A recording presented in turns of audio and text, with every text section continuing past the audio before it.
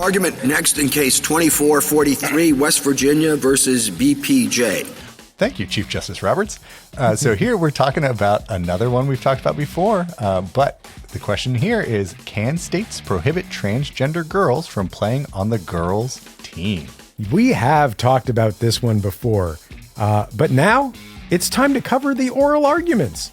We covered the BPJ versus West Virginia case back in episode 57, about a month or two ago, 3 months ago. I don't know. It was some time ago. It was episode 57. And so in that case, Becky Pepper-Jackson, a transgender girl, challenged a West Virginia law that defined athletic teams based on biological sex assigned at birth. Well, she won at the lower court, but the Supreme Court agreed to hear the case along with another transgender student athlete case, Little versus Hecox, which is a higher ed case, collegiate athletics, and but it involved a similar law and situation. It was in Idaho, and so they kind of combined them and heard both oral arguments on January 13th. And so now the 9 justices of the Supreme Court have to grapple with the question of whether or not Title IX or the Equal Protection Clause prohibits states from having sex-separated sports teams based on biological sex. Even whereas both Becky and Hecox argue they have no biological advantage as compared to cisgender girls. So even in those circumstances, do states still have a right to ban transgender athletes from playing on those teams? So we're going to dive into that one today. Welcome to Chalk and Gavel, everybody, where we explore how the law shapes education, one case at a time. I'm Jamie Cudlitz. I'm a former middle school math teacher and principal. And I'm Chris Thomas. I've been a high school English teacher and a school attorney. Now we're both professors of educational leadership, bringing you the fascinating stories connecting the courtroom to the classroom.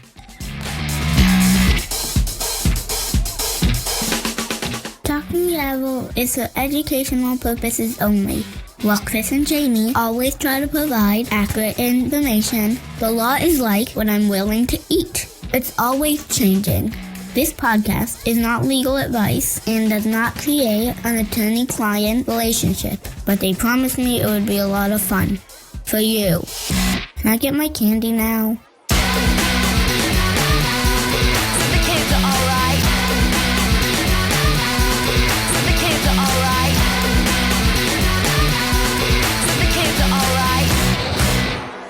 All right, welcome back, everybody. So this is a complicated case, all right? And, Chris and I need all the help we can get.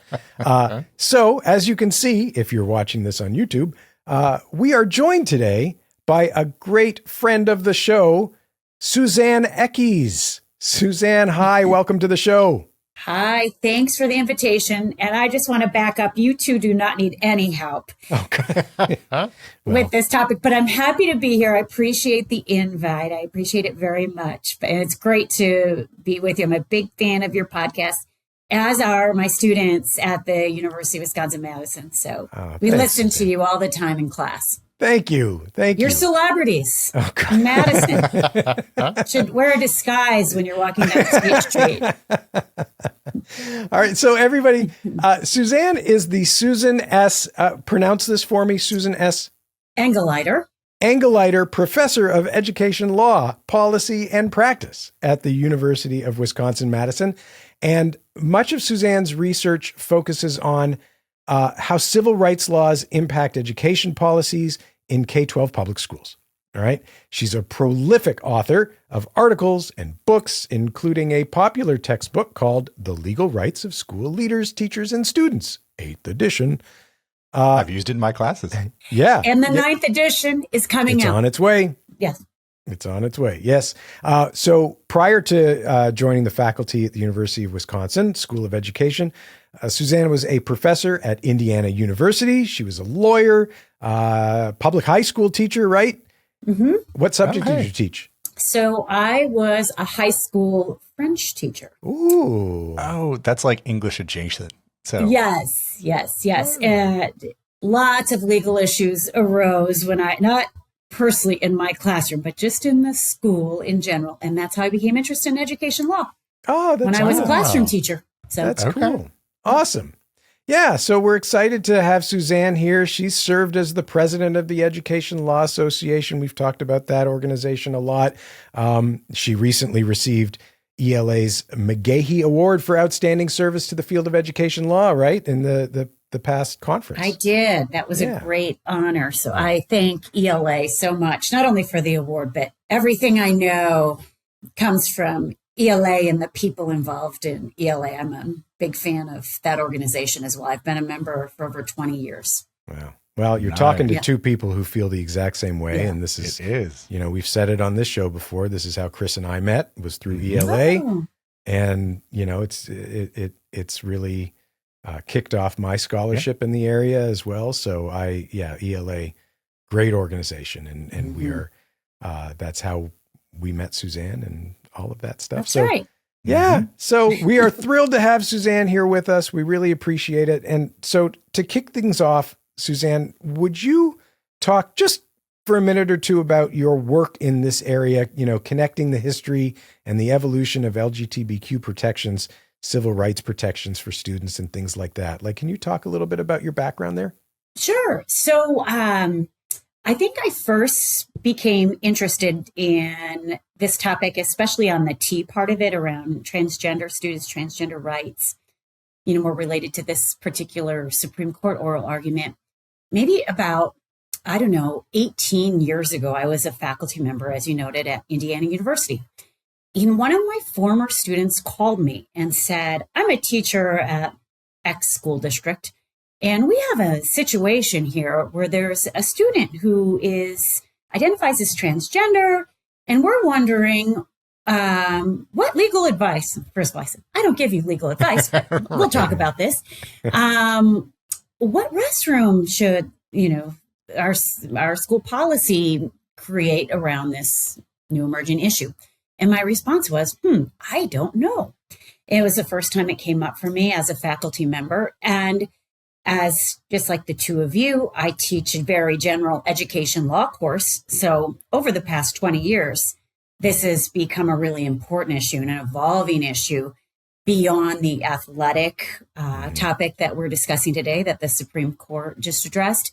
But most of the questions 10, 15 years ago were around restroom access. And then maybe we moved more to pronouns, and then maybe we moved to alerting parents when a student maybe asked to have a teacher refer to them by a different name that the teacher, hadn't used before. Right. So there's all sorts of different legal issues that have emerged over the last, 10 to 15 years.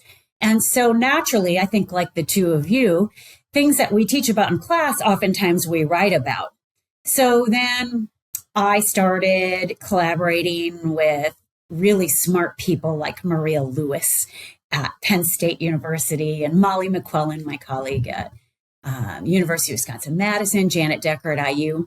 And we started to explore various aspects of the bullying and harassment angle to the restroom access issue, pronouns, and now athletics.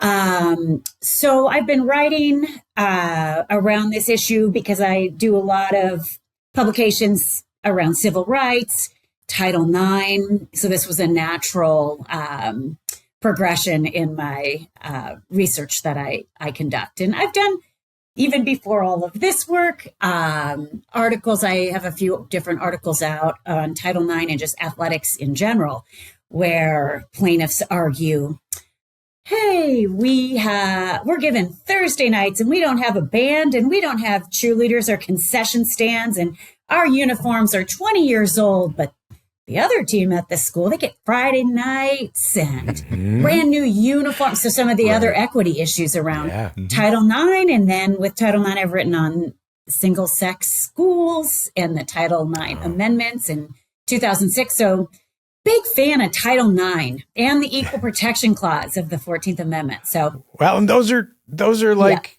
the big things in this case, right? Yes. So, yeah, well, it's interesting because, you mentioned having to sort of write about this for 20 years, and these are the kinds of issues we've been tackling. But, the Becky Pepper-Jackson case and the companion Hecox case that was argued on the same day, like this is really the first time that the Supreme Court is really starting to weigh in on this stuff, in education. So there was a little bit with the Bostock case a few years ago, but that wasn't an education related case.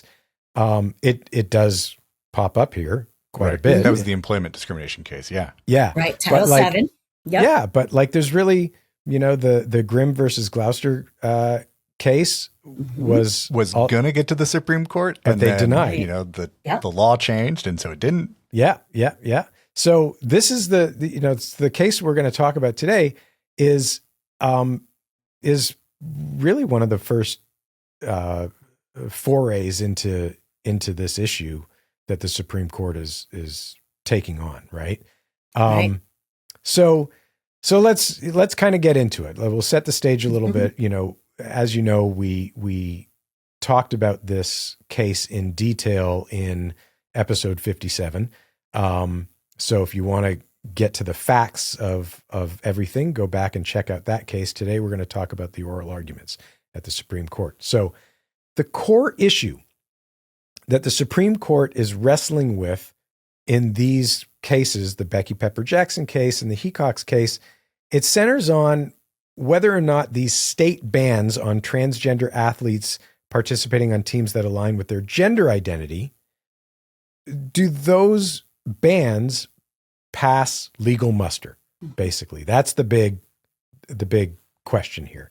And so legally, what they're wrestling with is like Suzanne said, Title IX and the Equal Protection Clause in the Constitution, 14th Amendment. And so they talked a lot about the science, right, of biological differences that result in competitive advantages.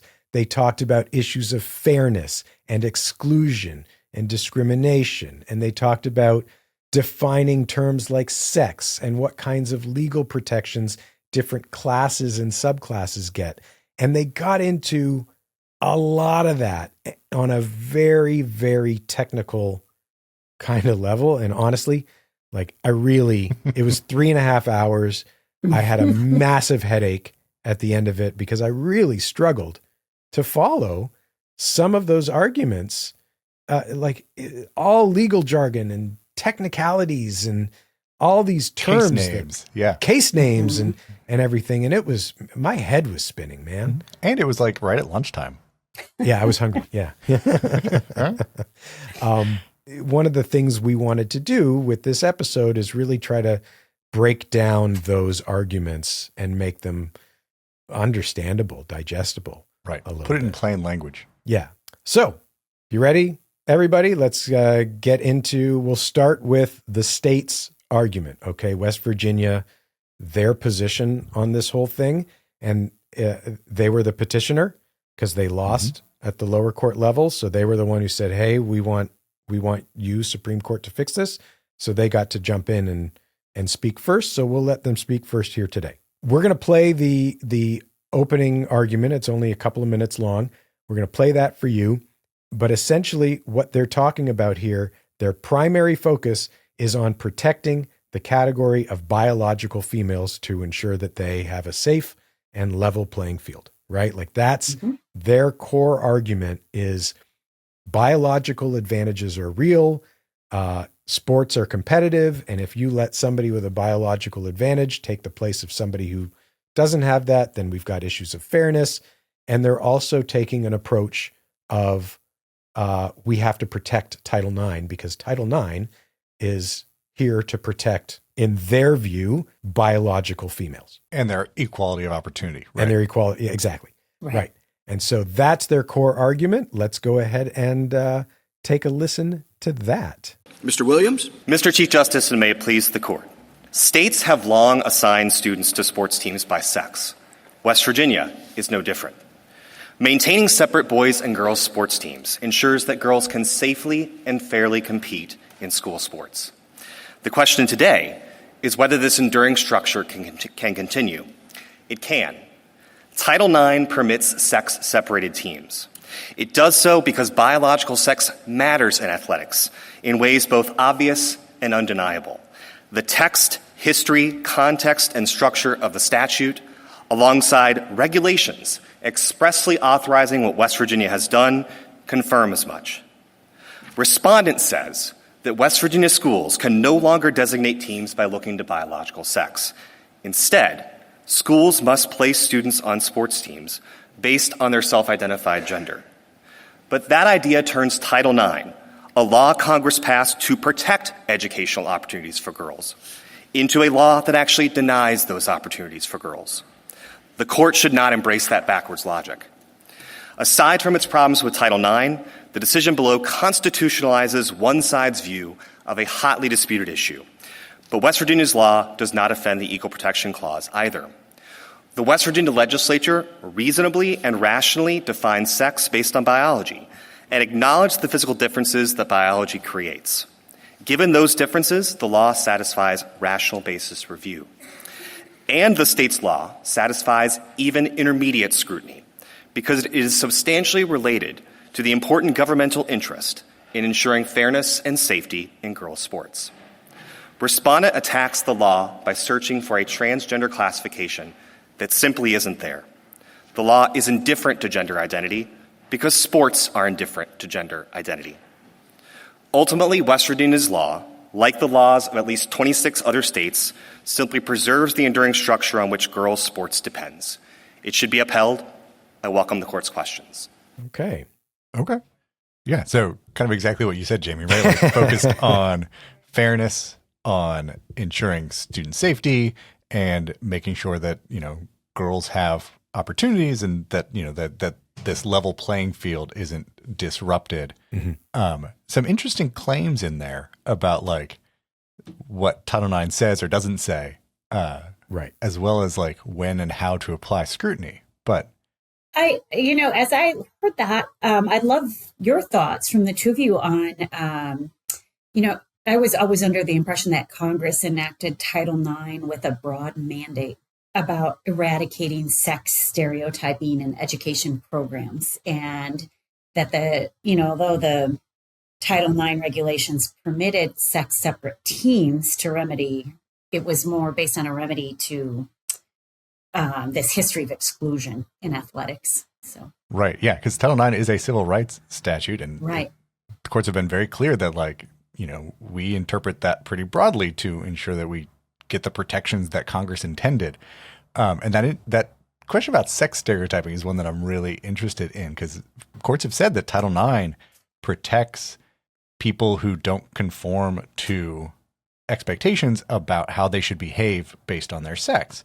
And so if that's protected under Title IX, then it is a very small step between that and protecting individuals whose gender identity doesn't align with their biological sex assigned at birth. Right. And the argument that West Virginia is trying to make is, or they're not referencing any of those cases. I'll tell you that right now, right? Right. Like, because that flies in the face of their argument, which is Title IX is designed to protect biological females and give them right equal access, right? And I don't think they want any of those other cases that say, hey, Title IX is designed to protect a lot of different things, mm-hmm. right? Right. But their take on it is sex is defined as biological sex, and that's how West Virginia defined it. And I think the language that they used is that was a rational definition and a logical or something like that. Yeah. You want to go ahead and play the Becky Pepper-Jackson's argument at this point? Yeah. Yeah. Let's hear from Becky's attorney. Okay. So basically Becky's argument is less the exact opposite. Well, it's not, I don't know if it's the exact opposite. It almost feels to me like they're saying, we're not necessarily arguing with some of that stuff. We're not necessarily saying, no, there's no advantage. There's no biological advantage. What we're saying is, can we look at the individuals here? Right. Becky doesn't have any biological advantage. Exactly. Right. What if some people don't have that advantage? Then what then about your argument, West Virginia? Right. All right. So I'll play Becky Pepper-Jackson's opening statement. Here we go. Mr. Bullock? Mr. Chief Justice, and may it please the court, BPJ signed up for school sports because she was an 11-year-old girl starting a new middle school who wanted to meet people, make new friends, and be part of a team. West Virginia argues that to protect these opportunities for cisgender girls, it has to deny them to BPJ. But Title IX and the Equal Protection Clause protect everyone. And if the evidence shows there are no relevant physiological differences between BPJ and other girls, then there's no basis to exclude her. In thinking through the Title IX claim in particular, it's important to distinguish between how Title IX operates as a general matter and how it operates outside the context of athletics. And I'm glad that we're doing that this morning. Instead of focusing on athletics, West Virginia argues more generally that this court's reasoning in Bostock does not apply to Title IX. To distinguish Title VII from Title IX, West Virginia argues that Title IX protects groups instead of individuals and applies only when sex is the sole cause of adverse treatment. That approach takes a wrecking ball to the text of Title IX and the structure of this court's anti-discrimination precedents. It would dilute Title IX's protections for everyone, not just transgender students and not just in the context of sports. West Virginia's law treats BPJ differently from other girls on the basis of sex, and it treats her worse in a way that harms her.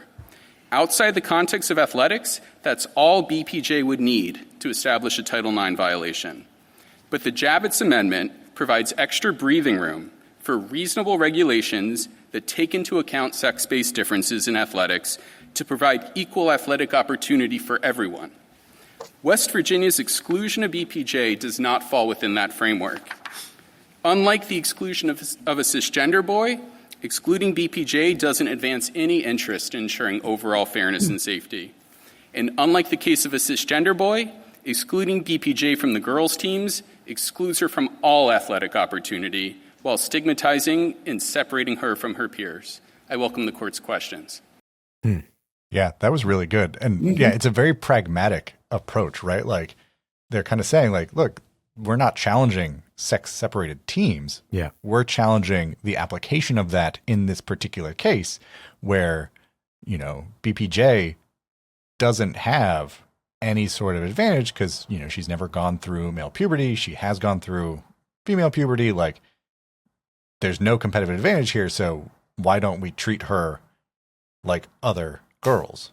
Yeah. Yeah. I mean, she's on hormone blockers. So what, you know, is the perceived advantage of this particular plaintiff? And when you look at Title IX, it's individualized, looking at the person. And, you know, so it's kind of interesting if we're looking at just BPJ's current situation is the unfairness that was present in the argument, the opening argument of the other side, really present here. Right. Yeah. And both sides are talking about that idea of fairness.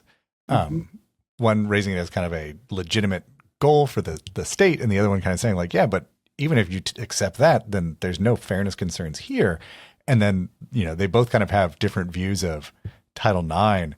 That line, I loved it. You know, in order to expand opportunity for girls, we have to deny it to BPJ. Like that was a really good framing. You know, it seemed that I think it was Justice Kagan brought up this idea of should the case be, or BPJ's situation be perhaps analyzed around this idea on an applied basis, that we're looking at her unique situation rather than challenging the law more categorically. Right. That we should look at it more on an implied basis. Now, I'm not saying the other judges thought that was a good comment.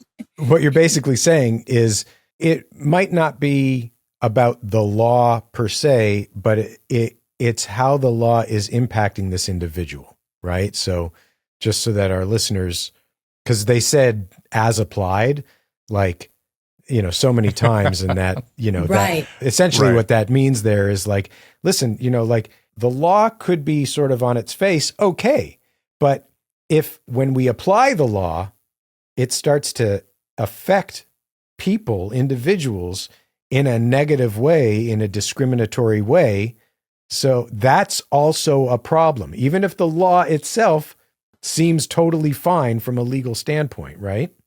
Exactly. And as an applied challenge argues that a law, even if generally valid, would violate the equal protection rights when applied to specific and unique circumstances of a particular plaintiff or context. So maybe within this particular context involving a transgender athlete, BPJ could argue that even if a law can be justified generally, the way it is applied to her discriminates and is unconstitutional. Right. The way that I think it was argued is like, there's a subclass of people here. There are transgender individuals who have, gone through the medical treatment that BPJ has gone through, who no longer have any competitive advantage compared to cisgender girls. And so it's a very narrow subclass, and I think they talk about percentages and they throw that out in the oral arguments a lot too, right? About okay, well, how big of a subclass does it need to be? That's idea of individuals versus group as applied versus kind of facial challenges, that did loom really large, especially in the Little versus Hecox discussion. Yeah.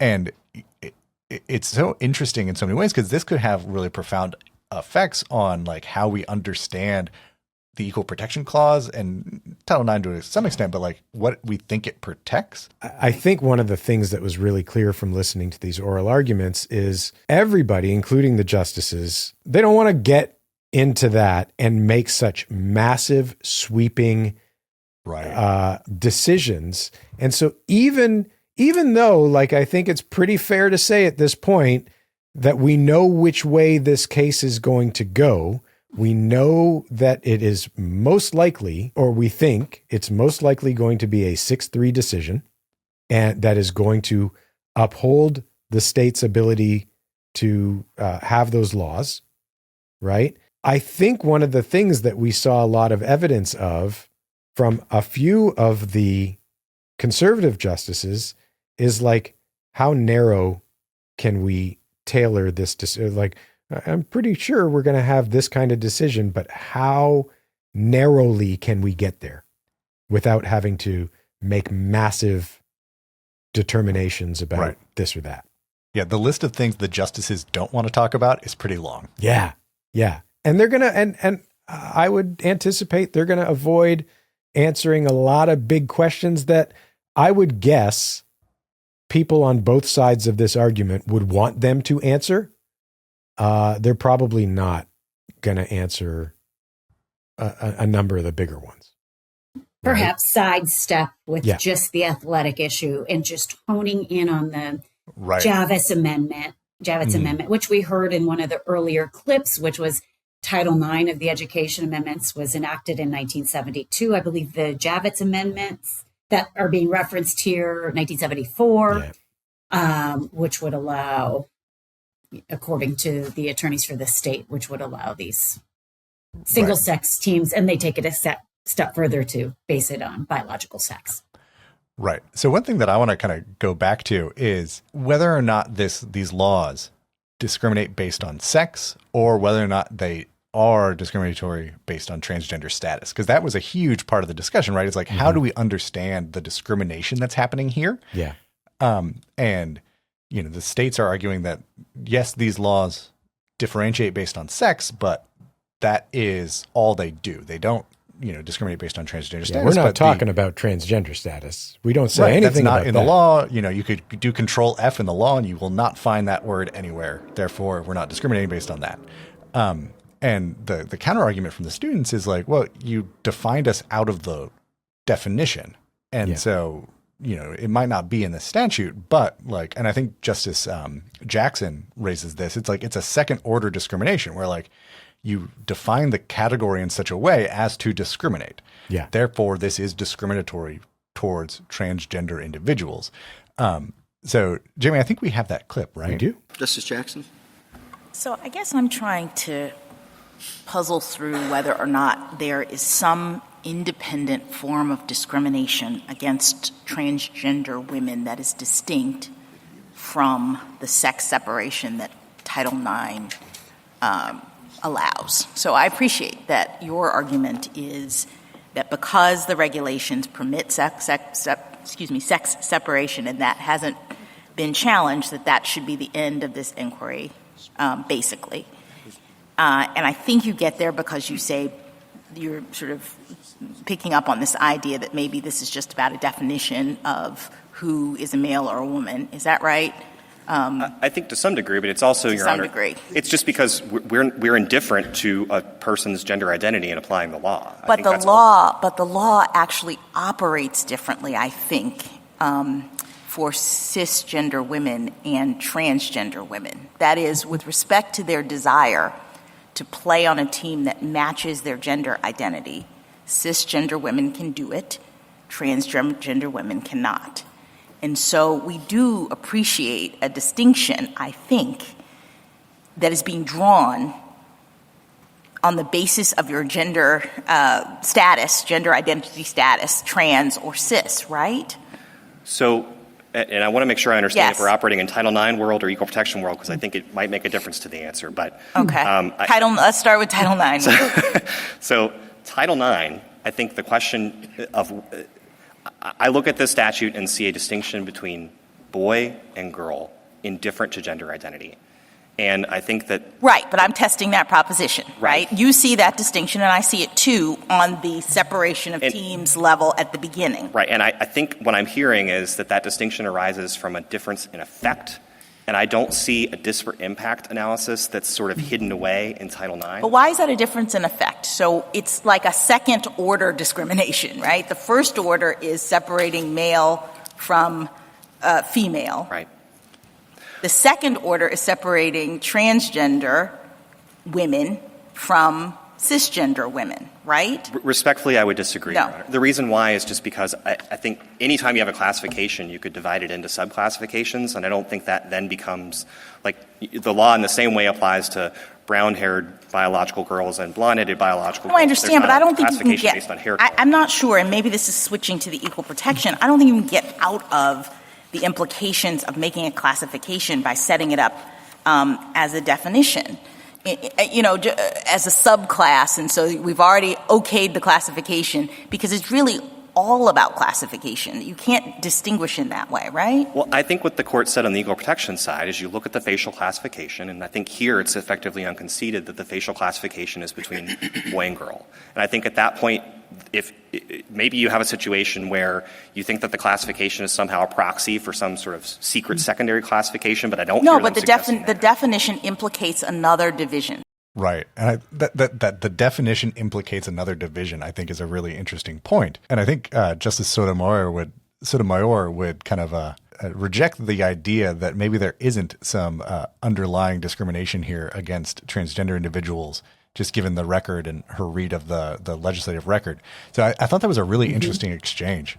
I did too. And I was wondering, as I heard that, and, as I've been trying to follow this case, this idea of pressing definitions around what is on the basis of sex really mean in Title IX. So Title IX has the language, we prohibit discrimination on the basis of sex, which is very similar to Title VII. We've referred to Title VII, the employment law, a few times during this podcast, has very similar language. We prohibit discrimination based on sex.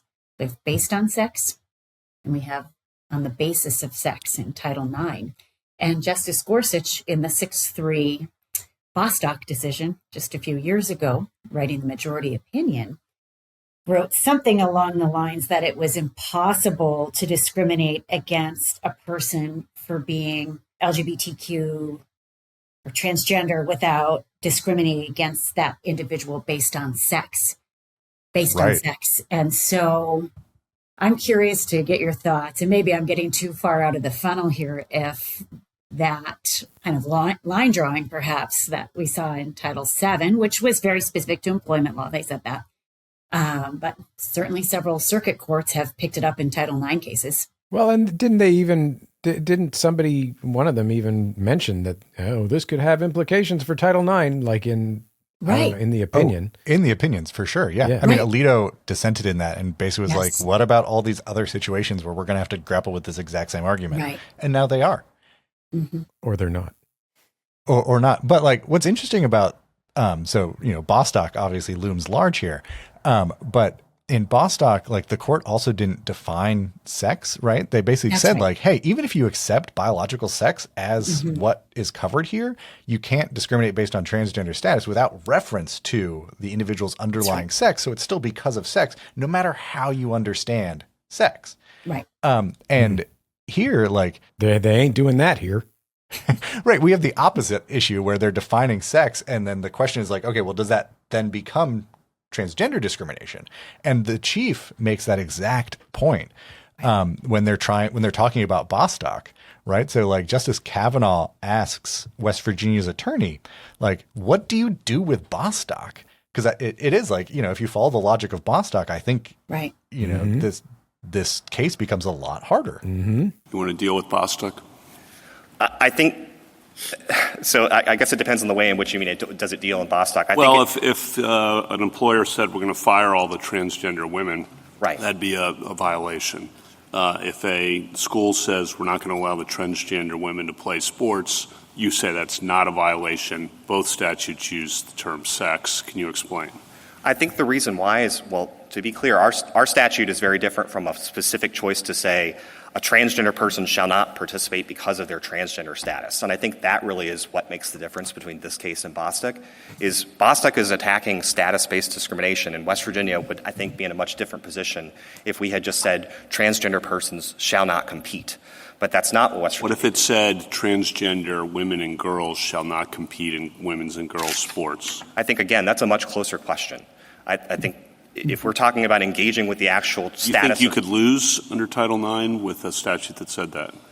I think Bostock, is, now I understand Your Honor's question. I think Bostock raises an interesting question as to whether that reference to transgender status would in turn implicate the sex status that Title IX is meant to address. But ultimately, I think the court doesn't need to address that because you can stop at the first step, right? You don't have an actual transgender exclusion that would give rise to that kind of linkage of analysis. Thank you, counsel. In terms of Bostock, I understand that to say that discrimination on the basis of transgender status is discrimination on the basis of sex. But the question here is whether or not a sex-based classification is necessarily a transgender classification. And I wonder if that is consistent with your understanding. It's entirely consistent. I would say on the equal protection side in particular, and also in the Title IX context, I think for some of the reasons I just discussed with Justice Kavanaugh, I think the court can stop and say that a sex definition and a reference to biological sex is not the same as a transgender classification. And I think even if we engage in the sort of but-for causation analysis, I think it's as simple as saying, does the result change if you change the gender identity of the individual involved? And the reality is, if you apply the West Virginia statute to someone identifying as a biological boy identifying as a boy, applies in the very same way as a biological boy identifying as a girl. It sounds like they're saying, with Bostock, discriminating on transgender status is discrimination. Okay. And what the lawyer's response is, there's nothing in here about transgender status, so that doesn't apply. But my result, or my head says, well, even if it doesn't say that, that's the effect. Right. Like that's what this is doing. And I think that's what the Fourth Circuit Court of Appeals decision ultimately found, right? That this violates Title IX because it does, in fact, discriminate against BPJ, as Becky Pepper-Jackson, based on sex. I'm trying to remember back to how much Bostock may have been relied upon in that circuit court opinion when making that decision. Right. Well, if I remember correctly, the Fourth Circuit said that this was facially discriminatory against transgender individuals because of the way they drew their definition. Right. So like it goes to that question of like the definition is itself discriminatory because it excludes this group who might otherwise fall within that category from that category. Right. So the Fourth Circuit was basically saying the law itself is discriminatory. Right. As opposed to the argument we were kind of talking about earlier, which was even if the law itself is fine, it could have discriminatory effects on individuals. Right. And that discriminatory effect is, the Supreme Court has interpreted both the Equal Protection Clause and Title IX to like not necessarily recognize discriminatory effects or, disparate impact without some sort of intent to discriminate. Right. So that's probably where they're going to end up landing, right? It seems likely based on kind of the questions they're asking. Though it was really interesting in that exchange with Justice Kavanaugh and the attorney for West Virginia. Kavanaugh says like, hey, if this law actually said that transgender women can't be on the girls' team, and the attorney says, that's a closer case. Like you could see that attorney kind of like scrambling for a hot trying second. to thread a needle. Right. Yeah. Because you can't say like, yep, no, we lose that one because, the response to that obviously is like, well, doesn't this law do the exact same thing? Mm-hmm. And now we're just arguing semantics, which, Jamie, is not all lawyers do. I've developed a reputation. So there's like, there's this huge argument about whether or not this is sex discrimination, but the majority of the justices seem to be going that direction. So even if we accept that this is sex discrimination, like sex discrimination, in order to like justify it, it still has to be justified, right? Like you've got to have reasons to do it. And West Virginia and Idaho are trying to justify these laws as valid sex-separated sports teams, right? And so in order to do that, you kind of have to look at science. You have to look at biological differences between men and women. Or you have to say, okay, how are we going to define this? And they have chosen to say there are biological differences that create competitive advantages, right? Right. Based on like the physical differences between men and women, how men and women develop, bone structure, all of those different things, how broad their shoulders are. Right. Yeah. Circulating testosterone, bone density. I forget the list that there's a lot. Idaho gave, right? Like it was a lot of things. Yeah. There was an exchange with it was Gorsuch, right? Talking about like, okay, if we're talking about these advantages and these disadvantages, right? Like then how do we categorize people based on those characteristics? Right? Right. And do those justifications hold when we're talking about Becky? Yeah. All right. If that's your view, then let's talk about the similarly situated. I guess I have to. What about the hypothetical I posed earlier that when it comes to high school performance, girls are sure a lot better than boys, and so we're only going to have remedial classes for boys and girls aren't free to attend? So I don't think those differences are based on inherent biological differences. Well, let's say I've got really good science. I mean, it's all about the science, right? I got the science. You're finding the hypothetical. I'm not finding the hypothetical, Your Honor. I think what I would say, Your Honor, is that this court has held in cases like VMI that, in general, classification based on sex is impermissible because, in general, men and women are similarly situated. Where that's not true is for the sorts of real, enduring, obvious differences that this court talked about in cases like VMI, the differences in reproductive biology. I don't think the sort of pseudoscience you're suggesting has been baked into the it's not pseudo. It's good science. That's pseudoscience to say boys' brain development happens at a different stage than girls' does. Well, with all respect, I don't think there's any science anywhere that has suggested that these sort of intellectual differences are traceable to biological differences, and I don't think the statute should be read to with respect, I don't think you're a PhD in this stuff, and neither, I know I'm not, but I'm asking to deal with a hypothetical. And so I guess what I would say about that, Your Honor, is... I mean, the statute says no discrimination on the basis of sex. Right. And you're saying, it's okay when they're not similarly situated. And I'm giving you're worried about locker rooms. Right. Great. I appreciate that. But I'm worried about that math remedial class or the chess club or whatever. Right. And so, let me put it this way. The general rule is you have to treat men and women the same. And I would have thought that's what the statute says. And I think you have to be very careful about recognizing an exception. And so when you recognize an exception for what's similarly situated, I think you should tether it to the sorts of long recognized differences that would have been recognized at the time the statute was enacted.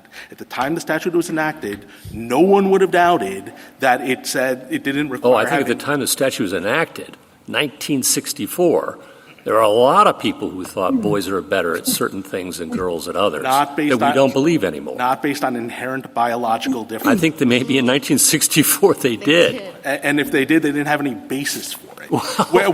Whereas for And I'm giving you a hypothetical where I have the science to prove it, and you're saying it's still not good enough. I guess if you're asking me if a hypothetical where the science existed in 1972 and everyone agreed with it, then it might be a different inquiry. That really is a hypothetical because there wasn't. Do we have to? I mean, I think these are very, very hard questions. I started with the math question before. I mean, but do we have to, because of the Javits Amendment, because the other side has conceded that Title IX permits sex-separated sports? Can we avoid your whole similarly situated argument that you run? Because I don't really like it that much either. Absolutely. That's. Oh, wow. Yeah. Just naming the justices that came after that attorney: Kavanaugh, Kagan, and Barrett. That was so yeah. I would not have wanted to be that attorney. No. That was some 1-2 punches there. Right. But, Suzanne, I'd love to get your take on that, that argument, basically because, Gorsuch and Barrett seem really worried about, the slippery slope here and, how far does this go if we allow sex-separated sports teams based on this justification, based on biological differences, which, may or may not exist for Becky, how far does that go? And it seems like they're looking for a limiting principle. Right. As I noted earlier, this is their, get out of jail free card, or the way they skirt the issue is to focus on those 1974 Javits amendments. But, there's also, related to the clip we just listened to, there was an argument that Justice Kavanaugh brought up at least once or twice in a related way. I can't remember if it was in the Hecox context of the Hecox argument or the BPJ about, allowing.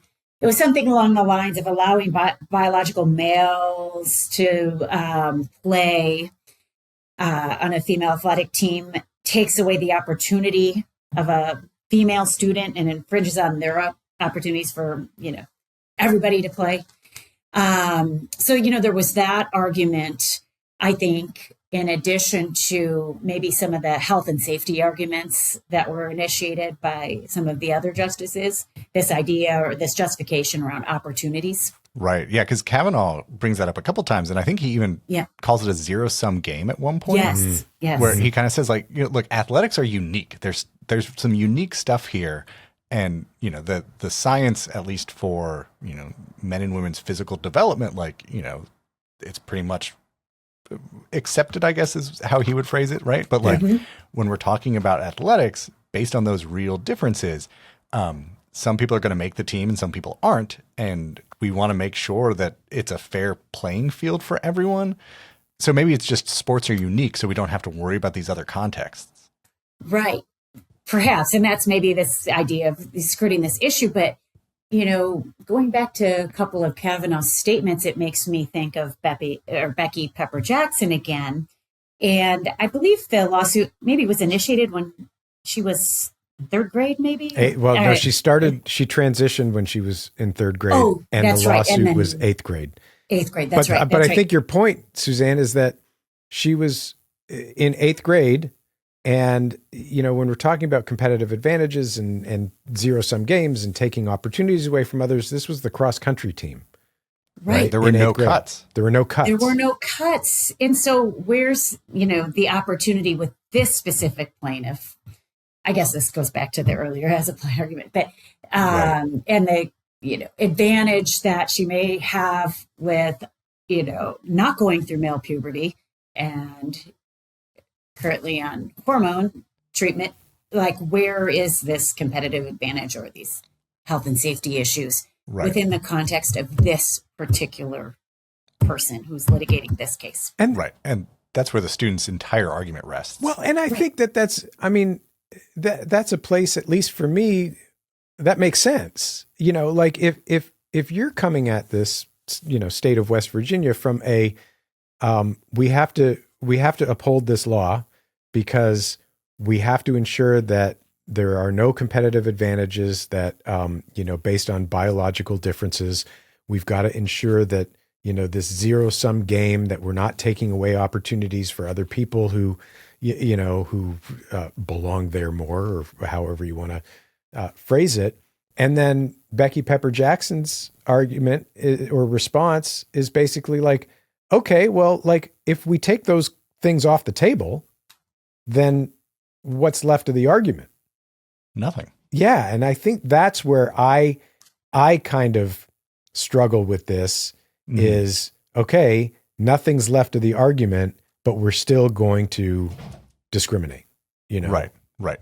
There's still some wiggle room for discrimination, essentially. Yeah. Right. And the liberal justices definitely take the states to task for that.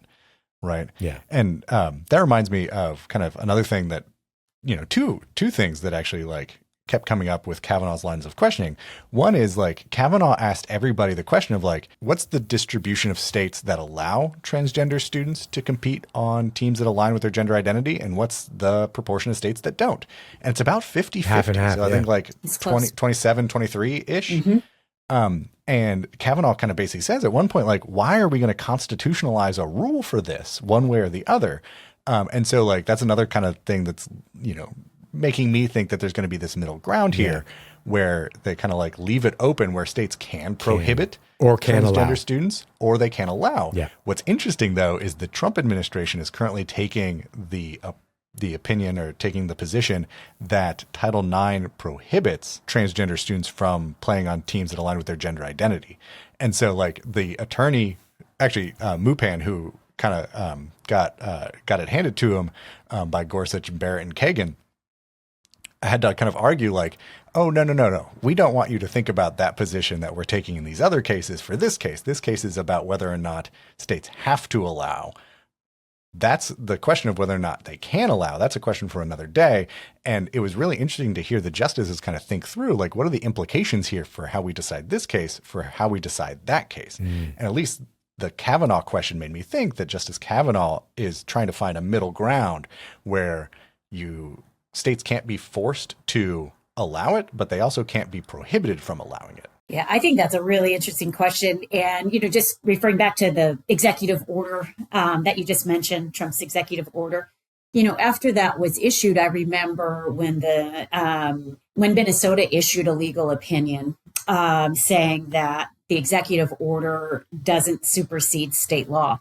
So it's this idea of, you know, should states be able to maintain some control over this issue and maybe take a more nuanced approach? I think back to the proposed Biden regulations, I think in 2023, where it was, you know, they realized the complexity around the matter. They made, you know, those proposed regulations maybe made both sides a little angry, but it was more on a case-by-case basis that maybe in elementary school, we would allow someone like BPJ to be on the cross-country team, or any elementary student, whether they're in first grade or fourth grade before puberty.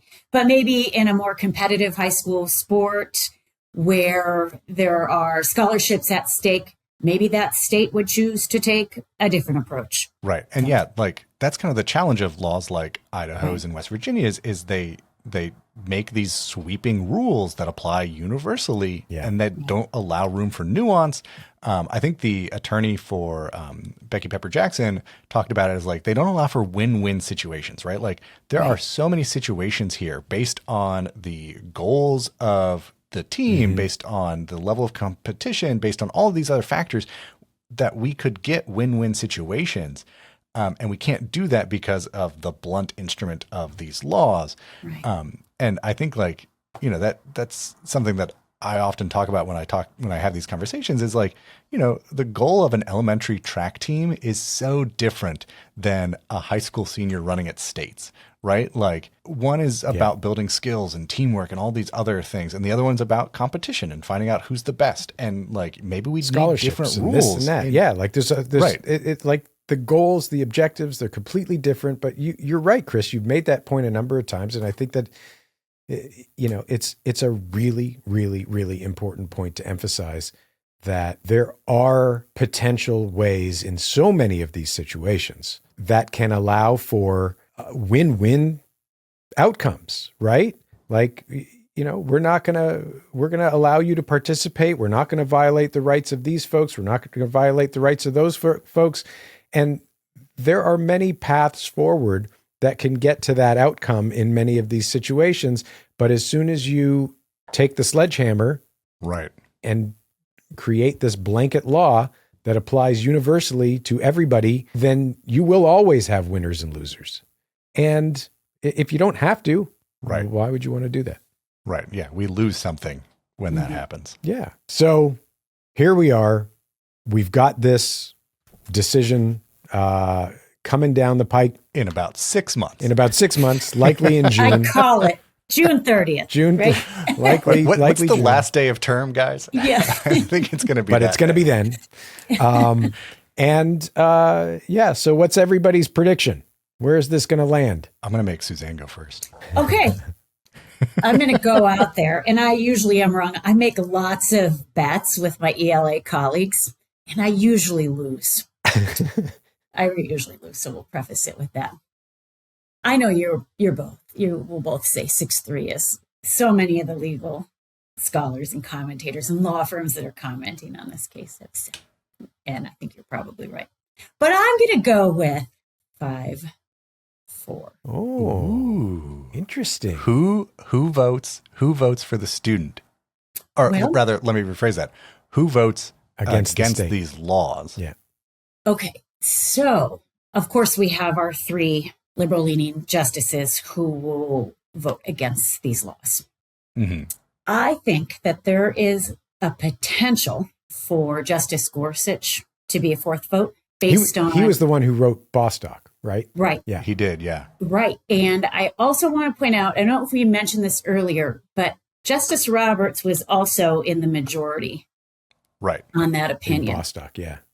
So perhaps this will be, our swing voters will be both Gorsuch and Roberts with our 3 liberal-leaning justices. Or perhaps we'll have the 3 liberal-leaning justices and Justice Gorsuch agree with them. That's right. I would say either way, like whether it's the 3 liberal-leaning justices and Gorsuch or the 3 liberal-leaning justices and Gorsuch and Roberts, I think either way, if that's the outcome, I would be surprised. I would be surprised. I'm not. I don't think it's out of the realm of possibility. I want to read that opinion I want to know where do they have alignment, right? Yeah, that's the thing that would be fascinating. Yeah, because if I'm thinking about coalitions, we've got the 3 liberals, you've got the Alito Thomas thing. You've got Alito and Thomas, and I would actually put Kavanaugh in that on this one bucket on this one too. Though I think Kavanaugh, if he has influence over the opinion, is going to make it more narrow because, I think Kavanaugh is really, really focused on sports. He coaches his daughters basketball. He's very, very sports focused. So, if this weren't the sports context, I think he's he shares some of Barrett's concerns about Title IX and what we do, the damage we do to Title IX potentially. By allowing sex-separated activities or whatever it might be. But then, you got the 3 conservative justices in the middle-ish, on this issue at least, Barrett. Though given what Barrett said in Scrimeti, I don't see her going on any basis on the transgender stuff, but I think on the sex discrimination stuff, I think she's shown, based on her questioning, a little bit more of a willingness to draw some firmer lines on narrower holdings, right? Yeah, she'll try to go the exception, narrow. Right? Yeah. Also, I think Gorsuch and the chief are also looking at those narrow things, particularly because they've got to find a way to differentiate this from Bostock. Which the chief, he asked that question of if transgender discrimination is sex discrimination, does that necessarily follow that sex discrimination is transgender discrimination? I think he was, he's rehearsing his decision here. Yeah. Mm-hmm. So if you put my feet to the fire and made me cast a ballot, I would say you've got 6 votes for upholding the laws. I'm wondering if this is going to be the situation where we don't have a majority opinion. I think we might have 6 votes for upholding the laws, but I don't know if we're going to have 6 people who agree on why. I can see that. I can absolutely see that. Totally. So maybe we don't have a bet after all. I was going to say, I know the next time I'm going to see both of you is in Raleigh, Durham this fall at the Education Law Association's annual conference. What are we betting on here? Yeah. What am I going to win? Yeah. Some donuts at breakfast? No. So you get a steak dinner, Suzanne. Okay. Ooh. Oh, I like Well, that. in that case, I have a bet. If it's on Jamie. Oh, man. Well, listen, I think that this is going to be, as nuanced as these arguments are, and as potentially narrow as the scope of this decision will be, which I think it's hard to say for sure. Like we've been surprised before by decisions, and it will happen again. Whether this one is going to be one of those surprising decisions remains to be seen. But I think the general consensus out there, as you mentioned, all the law scholars and everything, is that this is probably going to be 6-3, and it's going to be upholding the state laws.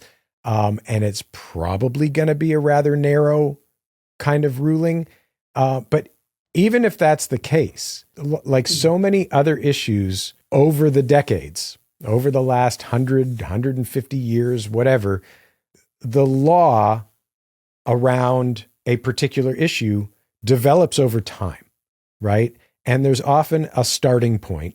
And I'm not necessarily saying that this case is the starting point, but I'm saying it's one of the early ones in potentially future cases that will further help to define legally where this country stands on these issues. And I think in that respect, even though it's going to be a narrow decision likely, and it might not prevent the half of the states from moving forward with their own transgender allowance policies, it's still going to be a consequential decision.